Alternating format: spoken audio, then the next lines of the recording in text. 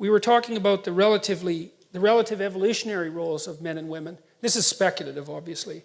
And because our research did indicate, it's tentative research so far, that the SJW sort of equality above all else philosophy is more prevalent among women. It's predicted by the personality factors that are more common among women. So agreeableness and high negative emotion. Primarily agreeableness. But in addition, it's also predicted by being female. And so I've been thinking about that a lot because, well, men are bailing out of the humanities like mad. And pretty much out of the universities except for STEM. The women are moving in like mad.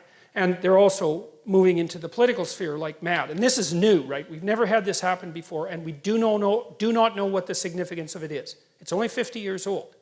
And so we were thinking about this. And so I don't know what you think about this proposition, but imagine that historically speaking, it's something like women were responsible for distribution and men were responsible for production. Something like that.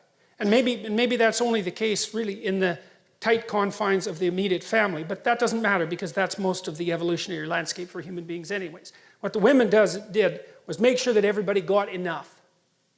Okay, and that seems to me to be one of the things that's driving, at least in part, the SJW demand for equity and equality. It's like, let's make sure everybody has enough. It's like, well, look, fair enough, you know, I mean, you can't argue with that. But there's an antipathy between that and the reality of differential productivity, you know, because people really do differ in their productivity. I think that the SJW phenomena is different, and I think it is associated, at least in part, with the rise of women to political power.